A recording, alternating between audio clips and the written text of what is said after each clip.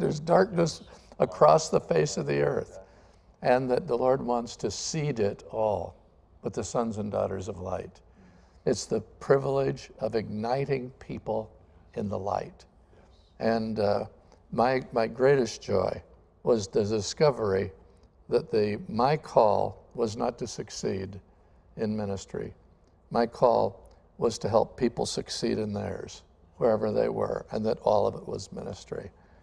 You need to have an unhurried time with God. However early you need to get up, and so that your time with God is unhurried, so that He has all the time in the world to speak to you and to impact you. Don't do a little devotional life. A little devotional time will not do it. When I shared this with the CEOs, one of the key CEOs said, "You don't understand how busy I am." And my spontaneous response was, "You evidently do not know who you're going to meet." We're trying to buy the hotel and make it our campus in Kona. And there was so much greed demonstrated because it was in bankruptcy court, 14 lawyers fighting over equity and all of this. I had never been to court, first of all, but this greed was so obvious. And I thought, oh God, what do we do?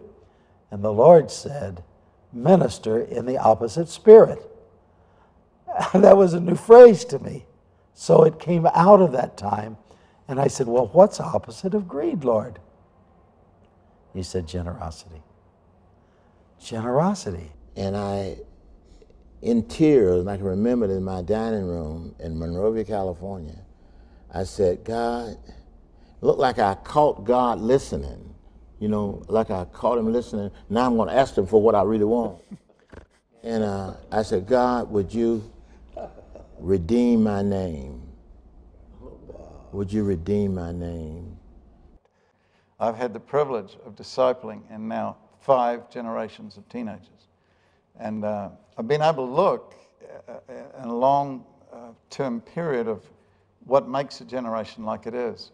And I am really convinced this is an utterly unique one. I think God has waited a long time for a generation that thinks like that, where they have no compromise, no in-between, no a little bit of that and a little bit of this, where they're wanting to throw a digital switch in their life and go for everything. I would that you were cold or hot.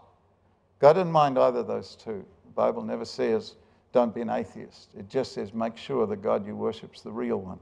The great need in the new generation of preachers in America is for preachers with passion. Zinzendorf said, I have one passion. It is He. It is He.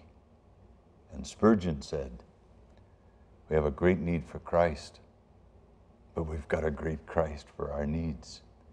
And I have followed a basic rule all through my life, that nothing can happen through you till it happens to you.